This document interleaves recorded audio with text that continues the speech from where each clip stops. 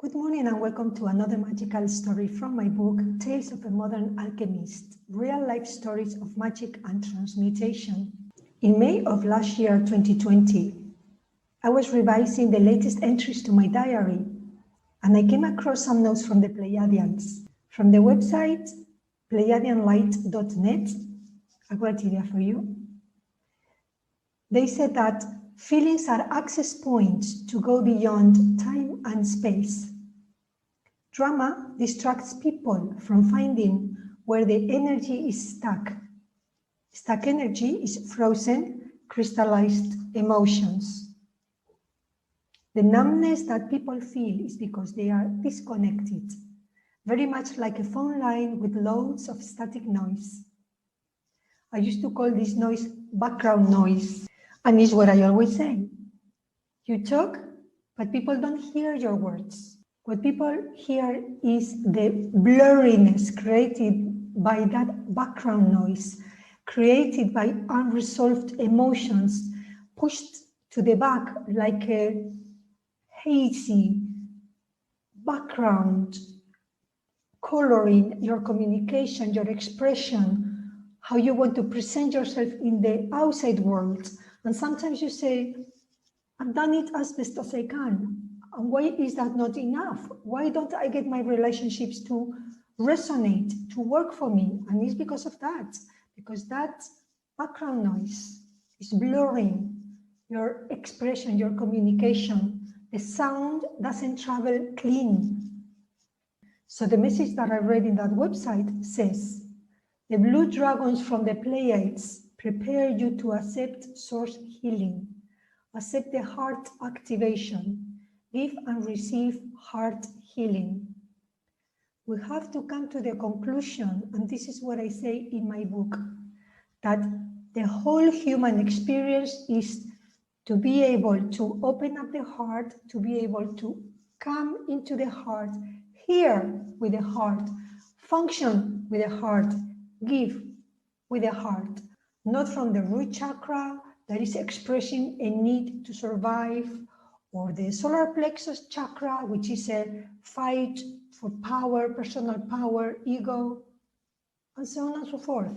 It is all about the transmutation at heart level. I am a polyglot and a linguist. The reason that I can break down grammatical elements and can put them together or string them into sentences is because I hear the music, the patterns, the rhythm, the oscillations when people speak. I hear more than what they say. I hear behind of the words they are saying, the energy component of the message. This is how I pick up the universal messages and translate them. It is not the specific physical words, it's the message, the general energy contained, the quality and quantity of the energy contained within a pulse. I always wanted to be a dancer.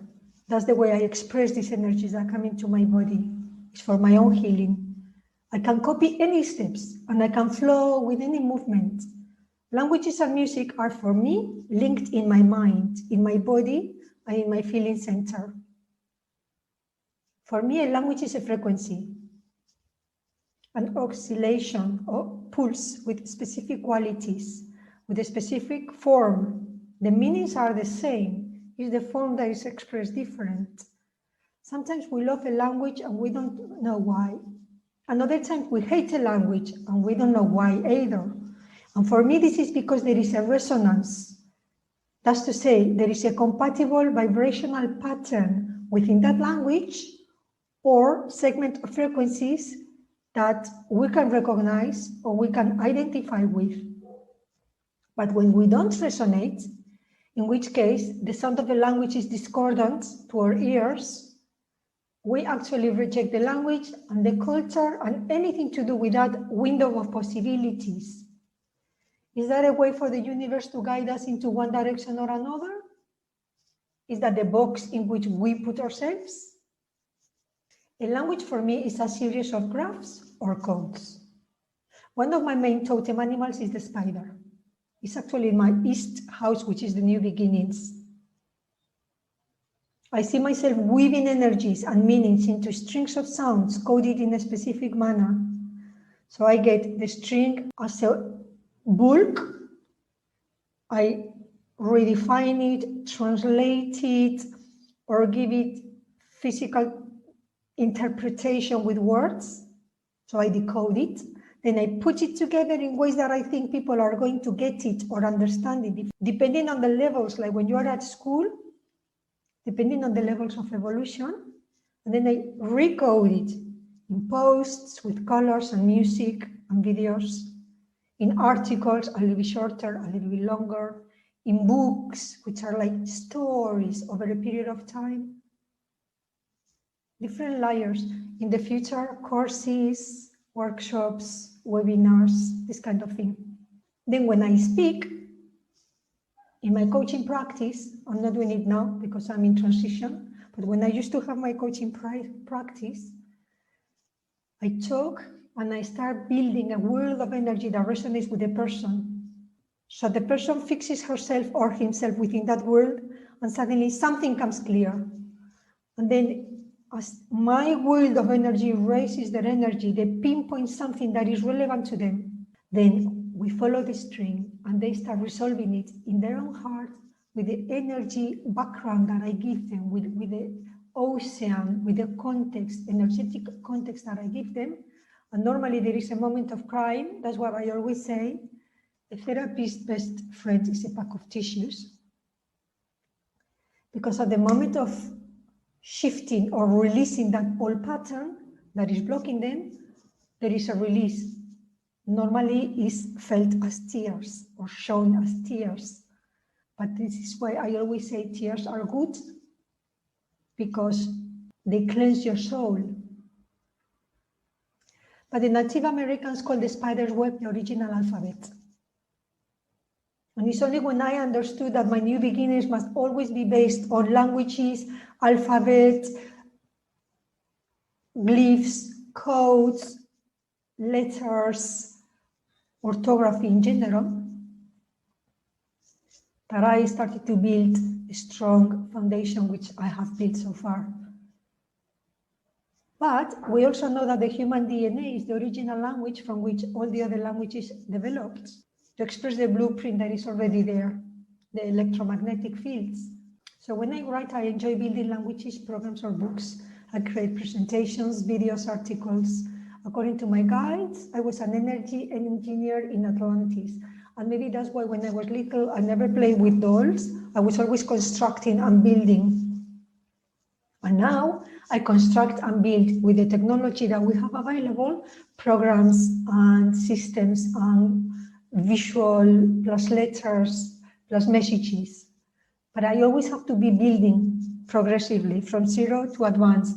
I don't like doing patches of individual items. It has to be a work that can shift you, reader or person who are watching this video, that can shift you, my friends, from zero to the necessary steps to progress in the chain of evolution, spiritual evolution. So when I speak, I fine-tune or bring other people's energies into line. I kind of correct or harmonize them, and I create a current of energy that sweeps them into balance. That's why sometimes you may find that my voice is husky and broken, but it puts you in some kind of zone. It's kind of drony. And that gets at heart level, it gets you into that kind of healing space. It's a little bit alluring. And I have a snake in my spiritual totem house as well. And that's like mesmerizing, alluring, it grabs your attention. Apparently this gift comes from a previous life as an Egyptian high priestess, where I used to calibrate people's organs when they came for healing. And I used to do this with the focus of my intention and the power of my thoughts. And apparently I didn't just calibrate organs and health, I calibrated buildings and pyramids perhaps, I don't know. But in that sense, I see healing as putting energies in order, calibrating people's energies. There is a logical order for me. I know when people are in order or in chaos. I pick it up and I rephrase it and I translate it. And chaos for me is not acceptable because it's a choice. You can always go back into your heart and be still. And in that stillness, you are balanced. And in that balance, you can be balanced within the chaos. I accept not mess in the house. People have to organize their things. I have to see things in their place. Otherwise, I can't think. But then again, I have been looking into these subjects for 25 years now. I have been working on my gifts for all this amount of time. And I know for sure that you, my fellow alchemist, who is reading this book or listening to this video, can also use the intensity of your own focus and the power of your own thoughts to bring forth your own personal gifts and to create a dynamic, multidimensional life of color that will dislodge your present entrenchments. Why do I know? You may ask. I came from the future to help humanity at this time, and I am not the only one. There are loads of star people and walkings like me that bring hope to the planet by expanding the love and the light exponentially with their gift. And that's why I can't or won't stop doing this work of building consciousness. And as soon as you realize that you are an alchemist too, neither will you stop, because this work commands you from the heart center. It's a calling and it's a passion, and it becomes your one and single focus in life. And you realize that the reason is because this is what we came here to do. Don't fall for the illusion and construct or build the world of your dreams. Thank you for listening. See you next time.